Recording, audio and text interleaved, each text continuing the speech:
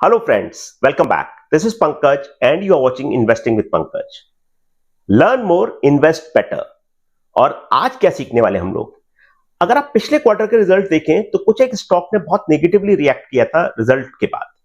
डीमार्ट एक एग्जांपल है, Asian paints एक बहुत बड़ा एग्जांपल है। और आज हम देखेंगे कि कैसे क्वार्टरली रिजल्ट्स को एनालाइज करना चाहिए और किस तरह से उनको लॉन्ग टर्म इन्वेस्टमेंट के लिए या रिटेल इन्वेस्टर के लिए किस तरह से उन पर फोकस करना चाहिए। Let's begin.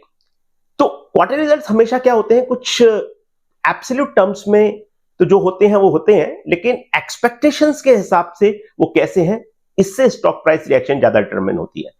हम जैसे कि पहले भी कह चुके हैं और काफी बार इस चीज को डिस्कस करते हैं कि मार्केट में एब्सोल्यूट रिजल्ट्स की इंपॉर्टेंस है, लेकिन बहुत बड़ी सिग्निफिकेंस है कि एक्सपेक्टेशंस के लिहाज से वो रिजल्ट कैसे हैं। अगर किसी कंपनी से बहुत खराब उम्मीद है, वो सेक्टर अच्छा नहीं कर रहा है, और अगर वो रिजल्ट थोड़ा सा ठीक ठीक भी आता है तो स्टॉक प्राइस पॉजिटिवली रिएक्ट कर सकता है।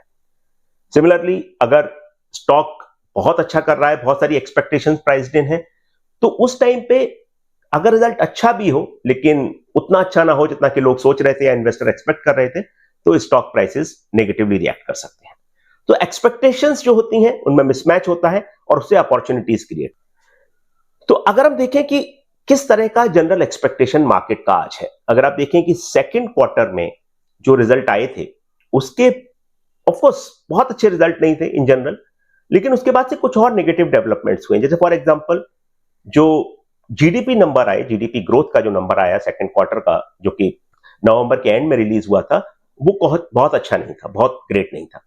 उसके बाद अगर आप देखें कि जिस तरह की एक्सपेक्टेशन है, अभी हाल ही में डेटा आया कि जीडीपी एक्सपेक्टेशन जो है इस साल की वो 6.4% है, पिछले 4 सालों में सबसे कम, lowest level of last 4 years. मतलब ओवरऑल क्या हो रहा है, बहुत सारी और भी चीजें आ रही हैं, जैसे कि अर्बन कंजम्पशन पे स्ट्रेस है। तो ये सब चीजें ये इंडिकेट कर रही हैं कि क्वार्टरली रिजल्ट का बहुत अच्छा होना शायद उतना लाइकली नहीं है। अब अगर आप देखिए कि कौन सी ऐसी चीजें जहां पे कि आप देख सकते हैं कि कैसे इसको कोरिलेट किया जाए। जैसे फॉर एग्जांपल जैसा कि हमने कहा कि एशियन पेंट्स है या डीमार्ट है, उनके सेकंड क्वार्टर के रिजल्ट बहुत अच्छे नहीं थे पिछले बार, और उस तरह की कंपनीज पे लोगों की निगाहें ज्यादा होंगी। इन्वेस्टर उन लोगों को ज्यादा, उन स्टॉक्स को ज्यादा देखेंगे जहां पे कि पिछले क्वार्टर में काफी मिसमैच क्रिएट होता है। जैसे कुछ एग्जांपल ठीक ठीक अच्छे रिजल्ट भी थे, जैसे for example HDFC bank reported very decent numbers and also the expectation was that now things are coming slowly back on track. तो उस तरह की चीजों में डेफिनेटली इन्वेस्टर ज्यादा सोचेंगे, ज्यादा देखेंगे और ज्यादा इस चीज को एनालाइज करेंगे किस तरह के रिजल्ट है। ऑफ कोर्स हम बहुत बड़े केस में अगर देखें कि निफ्टी जो 50 कंपनीज है उनमें किस तरह के रिजल्ट्स आएंगे और किस तरह की चीजें होंगी, उन पे क्या क्या निगाह रखना जरूरी है, कौन कौन से स्टॉक इंपॉर्टेंट है, वो भी डिस्कस करेंगे। लेकिन आइए शुरू करते हैं इसके साथ कि एक्सपेक्टेशन क्या है। एक्सपेक्टेशन यह है कि जैसा कि हमने कहा कि जीडीपी नंबर्स बहुत अच्छे नहीं थे, अर्बन स्लोडाउन काफी इंपॉर्टेंट है, काफी सिग्निफिकेंट है, और प्राइवेट कैपेक्स क्या होता है, जैसे कि अगर आप देखें कि गवर्नमेंट का जो कैपेक्स है, मतलब कैपिटल एक्सपेंडिचर, गवर्नमेंट जो इन्वेस्टमेंट करती है बड़े बड़े प्रोजेक्ट्स में, बड़ी बड़ी चीजों में, उसका डिसीजन गवर्नमेंट के पास बहुत ज्यादा इंडिपेंडेंट होता है। मतलब ये कि गवर्नमेंट सोचती है कि भाई अभी हमारे पास पैसा है, या अभी हम जीडीपी को बढ़ाना चाहते हैं, हम इकोनॉमी को सपोर्ट करना चाहते हैं, तो वो स्पेंड करते हैं। लेकिन प्राइवेट कैपेक्स जो है, प्राइवेट कैपेक्स मार्केट की रियलिटी या इकोनॉमी की रियलिटी को रिफ्लेक्ट करता है। इस बात को जरा थोड़ा ध्यान से समझिए कि प्राइवेट कैपेक्स क्या होता है। मतलब सिंपल भाषा में प्राइवेट इंडस्ट्रीज कितनी नई फैक्ट्री लगा रही हैं, कितनी नई मशीनें खरीद रही हैं, वो सब प्राइवेट कैपिटल एक्सपेंडिचर का पार्ट होता है। और प्राइवेट कैपेक्स जो होता है वो इस बात से बहुत डिपेंडेंट होता है कि किस तरह की कंज्यूमर से उनको फीडबैक आ रही है, किस तरह की एक्सपेक्टेशन कंज्यूमर की है, किस तरह का उनको उम्मीद है कि उनका सामान बिकेगा या उनका माल बिकेगा। तो प्राइवेट कैपेक्स जो है बहुत स्ट्रॉन्ग इंडिकेटर होता है कि किस तरह का कस्टमर फीडबैक उनको मिल रहा है। और ये दोनों चीजें बहुत डिफरेंट हुई कि अगर गवर्नमेंट को डिसाइड करना है कि भाई ये प्रोजेक्ट लगाना है, तो गवर्नमेंट प्रोजेक्ट लगा देगी, और प्राइवेट कैपेक्स की तुलना में वो डिसीजन बहुत इंडिपेंडेंट रहेगा। लेकिन प्राइवेट कैपेक्स जो है वो इस बात पे डिपेंडेंट है कि किस तरह का कस्टमर फीडबैक है, किस तरह की एक्सपेक्टेशन है डिमांड की कस्टमर से। तो वो सब चीजें बहुत इंपॉर्टेंट फीडबैक होती हैं और इकोनॉमी की रियल स्टेट को और रियल जो हालत है उसको रिफ्लेक्ट करती हैं। तो प्राइवेट कैपेक्स भी बहुत पिकअप नहीं किया है, स्लो ही है। तो इस सब एनवायरनमेंट में क्या होने वाला है, तो अगर आप देखें कि एक बहुत बड़ा एग्जांपल है कि जैसे हमने पहले भी कहा है कि यूएस इकोनॉमी जो होती है, वो यूएस इकोनॉमी जो आईटी सेक्टर है इंडिया का, इंफॉर्मेशन टेक्नोलॉजी सेक्टर है, कंपनीज लाइक इंफोसिस, टीसीएस और उस तरह की कंपनीज, तो वहां पे जो है बहुत इजीली अगर आप देख सकते हैं कि US economy is relatively doing well.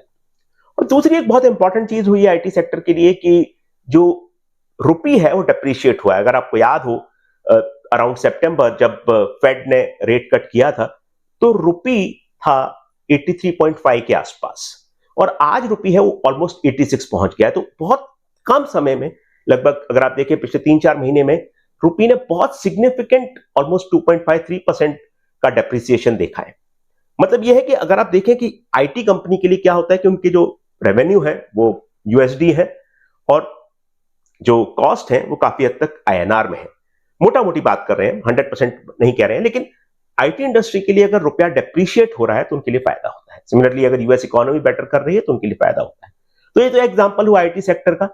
कुछ और भी एग्जांपल है, तो अगर आप गुड, बैड और अगली में देखें तो जैसे फार्मा सेक्टर है, फार्मा सेक्टर भी एक अच्छा एग्जांपल है। फार्मा सेक्टर का डिमांड काफी हद तक जो है, India is considered a pharmacy to the world. मतलब यह है कि दवाइयां जो है पूरी दुनिया भर की वो इंडिया में बनती हैं। तो ये जो चीज है वो बहुत ज्यादा लोकल कंजम्पशन से या लोकल इकोनॉमी से इंपैक्ट नहीं होती है। तो आईटी सेक्टर ठीक ठीक है, टेलीकॉम भी ठीक कर रहा है। टेलीकॉम में एक बहुत अच्छी चीज क्या हो रही है कि जो कंपटीशन है वो थोड़ा सा कम हो गया है। अगर आप देखें कि दो बहुत बड़े प्लेयर हैं मार्केट शेयर के हिसाब से, एक जियो है और जो एयरटेल है। तो एयरटेल और जियो मिला के लगभग 75% के आसपास मार्केट कैप्चर किए हुए हैं। 70-75% मार्केट मतलब ऑलमोस्ट 3/4 मार्केट।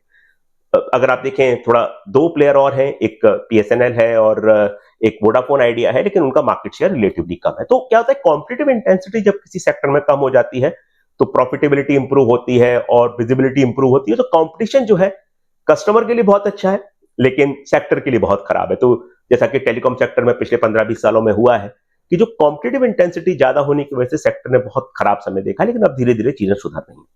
अगर आप खराब चीजों की तरफ देखें सेक्टर्स में, तो यूटिलिटीज है, ऑयल एंड गैस है और काफी और सारे सेक्टर, इंडस्ट्रियल है, जैसा कि हमने बात की कैपेक्स के बारे में।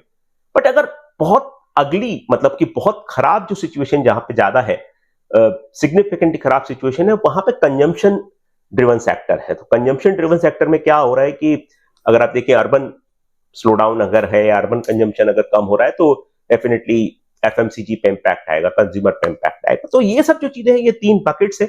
ये मोटा मोटी अगर आपको देखें कि कौन से सेक्टर रिलेटिवली अच्छा करेंगे थर्ड क्वार्टर में या कौन से सेक्टर खराब करेंगे। अब रिजल्ट सीजन शुरू हो रहा है और अगले 5-6 हफ्ते तक रिजल्ट्स की बातें होंगी। तो सेक्टर में स्पेसिफिकली अगर आप देखें तो 2-3 सेक्टर जैसा कि हमने आइडेंटिफाई किए, relatively they are looking good, और कुछ एक सेक्टर जो खराब दिख रहे हैं और कुछ बहुत खराब दिख रहे हैं। तो अगर आप एनबीएफसी देखें, एनबीएफसी जो होती हैं बेसिकली कि जो अगर क्रेडिट कार्ड कंपनीज हैं या और इस तरह के अनसिक्योर्ड लोन देते हैं या सिक्योर्ड लोन भी देते हैं जैसे कि व्हीकल लोन या सब, वहां पे थोड़ा थोड़ा ये ऐसी फीडबैक है और ऐसा ऐसा खबर है कि भाई जो उस तरह के सेक्टर से वहां पर थोड़ा सा स्ट्रेस बिल्डअप हो रहा है। मतलब कि ये है कि जैसे आपने क्रेडिट कार्ड कंपनीज का एग्जांपल देखें कि एसबीआई कार्ड जो कि इंडिया की लीडिंग क्रेडिट कार्ड कंपनी है, उनका भी सेकंड क्वार्टर का रिजल्ट अच्छा नहीं था। और एक आरबीआई की अभी रिसेंट रिपोर्ट थी कि जहां पे अनसिक्योर्ड लैंडिंग है, अनसिक्योर्ड लैंडिंग मतलब कोई कोलेटरल नहीं है, कोई पीछे बैकिंग नहीं है। जैसे कि अगर आप घर लेते हैं तो वो सिक्योर्ड लैंडिंग है, अगर आप लोन भी लें तो बैंक के पास एक रिकोर्स होता है, बैंक के पास ऑप्शन होता है कि अगर आप किसी भी तरह से डिफॉल्ट करेंगे, अपने पेमेंट में या ईएमआई नहीं भरेंगे, तो आपके पास ये डेफिनेटली बैंक आएगा और बोलेगा कि भाई आप हमारा जो आपने लोन दिया उसको वापस करिए या तो हम आपका घर आपसे ले लेते हैं। तो ये सिक्योर्ड लैंडिंग होती है। बट अनसिक्योर्ड लैंडिंग मतलब जैसे पर्सनल लोन है या क्रेडिट कार्ड की स्पेंडिंग है, या फिर अगर आप देखें कि और ज्यादा कई सारी ऐसी चीजें होती हैं जहां पे कोई कोलेटरल नहीं होता है, जहां पे कोई पीछे बैकिंग नहीं होती है, वहां पे आरबीआई का भी कहना है कि थोड़ा स्ट्रेस बिल्डअप हो रहा है। अब आगे बढ़ते हैं कि जो निफ्टी स्टॉक्स हैं, निफ्टी स्टॉक्स में कौन कौन सी चीजें ज्यादा इंपॉर्टेंट है। तो ऑफकोर्स अगर आप देखें कि इस पे हमने कुछ एक ऐसे एग्जांपल्स आइडेंटिफाई करने की कोशिश की है जो सेक्टर बहुत इंपॉर्टेंट है और जो सेक्टर के बैरोमीटर है। मतलब जैसे कि अगर आप देखें कि सेक्टर का बैरोमीटर अगर आईटी का देखें तो इंफोसिस है, टीसीएस है, उस तरह के नाम है। कुछ एक कंज्यूमर स्टॉक्स भी हैं, मतलब डिस्क्रिशनरी, जैसे कि मारुति है या टाटा मोटर्स है। और कुछ ऐसे भी नाम है जहां पे कि हमने बहुत इंटरेस्टिंग चीजें देखी, जैसे कि पिछले क्वार्टर का रिजल्ट काफी खराब था सेकंड क्वार्टर में एशियन पेंट्स के लिए, तो उस तरह के नाम भी यहां पर हैं।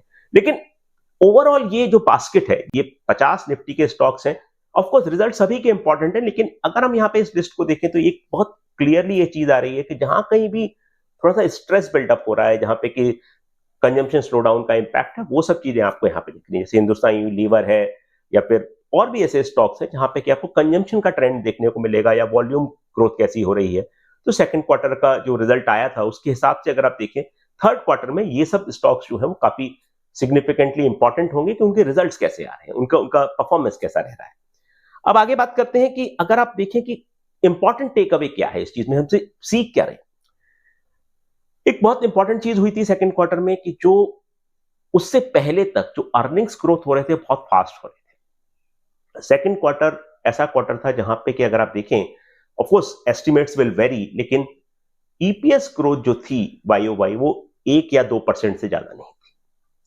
और ये जो ट्रेंड है अगर आप देखें, न सिर्फ निफ्टी को देखें या सेंसेक्स को देखें, बट ब्रॉडर बास्केट भी अगर आप देखें, तो ये बहुत काफी नेगेटिव डेवलपमेंट माना गया था। और ये नेगेटिव डेवलपमेंट क्यों था कि अल्टीमेटली, जैसा कि हम हमेशा कहते हैं कि हमेशा अर्निंग्स को एक इंपॉर्टेंट ड्राइवर अगर आप माने और दूसरा इंपॉर्टेंट ड्राइवर अगर प्राइस टू अर्निंग्स मतलब जो वैल्यूएशन है उसको माने, तो अर्निंग्स अगर ग्रो नहीं करेंगी, अर्निंग्स में अगर बढ़त नहीं आएगी, अर्निंग्स में से अगर ग्रोथ नहीं आएगी, तो डेफिनेटली मार्केट को और ऊपर ले जाना बहुत मुश्किल होगा। एक लिमिट तक ही वैल्यूएशन सपोर्ट कर सकते हैं, अर्निंग्स ग्रोथ बहुत सिग्निफिकेंट है। और लॉन्ग टर्म में तो देखा जाए तो वैल्यूएशन से भी ज्यादा, क्योंकि वैल्यूएशन होते हैं एवरेज आउट होते रहते हैं, एक ट्रेंड लाइन होती है, उसके आसपास होवर करते हैं, कभी ऊपर कभी नीचे। लेकिन जो अर्निंग्स ग्रोथ है वो एक ऐसा स्ट्रेट लाइन होती है जो ऊपर की तरफ बढ़ रही है। मतलब ये है कि अगर अर्निंग्स ग्रोथ बराबर नहीं है और अर्निंग्स ग्रोथ अच्छी नहीं है, तो मार्केट का ऊपर जाना बहुत डिफिकल्ट हो जाता है।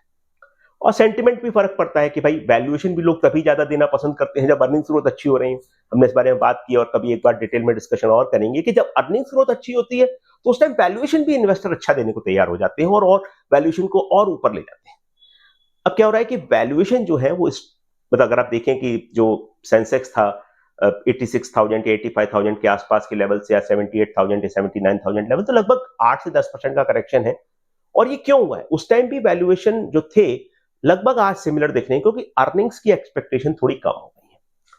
मतलब यह है कि जो ब्रॉडर इकोनॉमिक कंडीशंस हैं, मतलब जो जिस तरह का माहौल दिख रहा था पिछले 4-6 महीने में, थोड़ा सा उसमें एक कहना चाहिए एक इन्वेस्टर के लिहाज से या मार्केट के लिहाज से थोड़ी सी एक मंदी आई है, थोड़ा सा एक स्लो डाउन हुआ है। क्रेडिट क्वालिटी है, कंजम्पशन स्टॉक्स है जिसके बारे में हमने बात की, तो उन स्टॉक्स में डेफिनेटली स्ट्रेस डेवलप हो रहा है।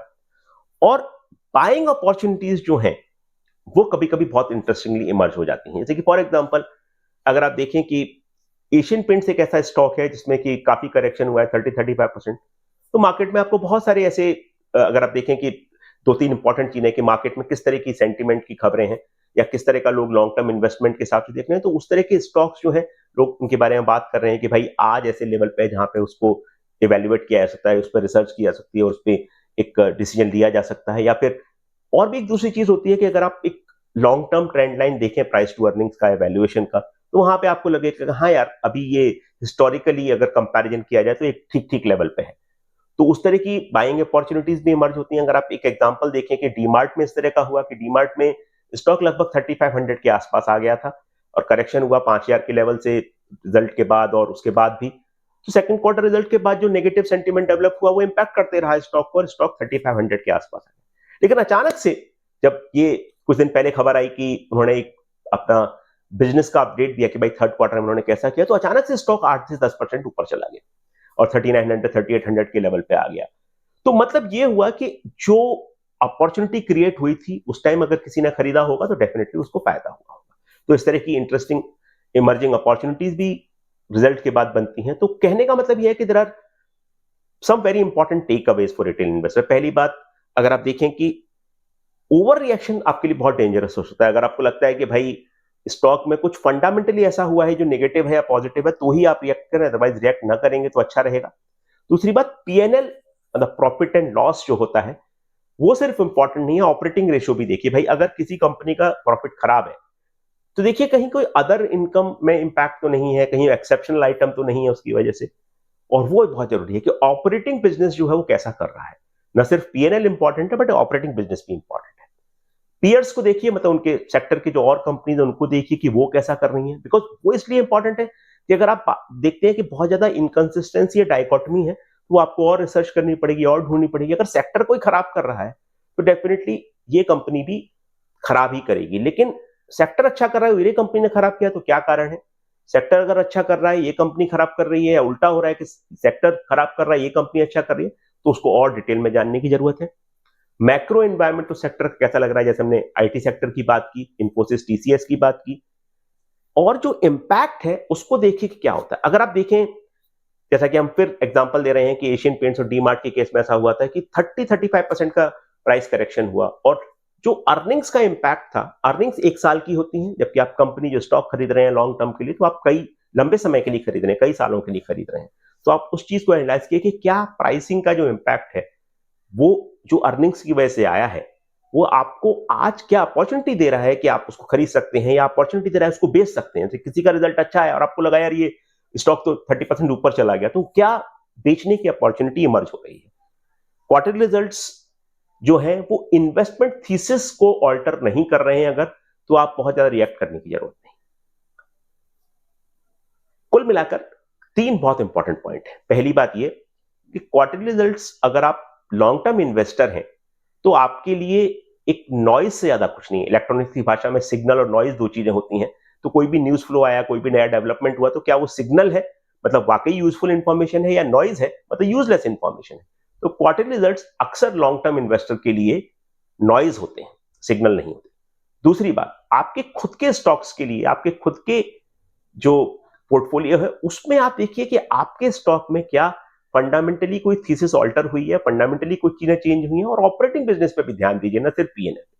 और तीसरी बात, अगर आप देखें कि कभी कभी ऐसा भी होता है कि कोई बहुत इंटरेस्टिंग अपॉर्चुनिटीज अराइज होती हैं, स्टॉक बहुत ऊपर चले जाता है, स्टॉक बहुत नीचे चले जाता है, तो उन चीजों को भी आप ध्यान में रखिए। तो अगर आप ये चीजें देखेंगे तो आपको क्वार्टरली रिजल्ट से घबराने की जरूरत नहीं है। जैसे अक्सर कहा जाता है कि मार्केट में कोई भी नई अपॉर्चुनिटी, कोई भी नया डेवलपमेंट हमेशा दो तरीके से काम करता है। जो लोग पैनिक करते हैं, जो लोग ओवर रिएक्ट करते हैं, उनके लिए वो दुश्मन होता है, एनिमी होता है। जो लोग बहुत सेंसिबली प्ले करते हैं उनके लिए फ्रेंड होता है। All the best. Quarterly results के बारे में और भी डिस्कशन करेंगे अगले कुछ हफ्तों में, लेकिन for now this is it. Thank you so much. See you soon on a different topic and a different way of analysing stocks, analysing market.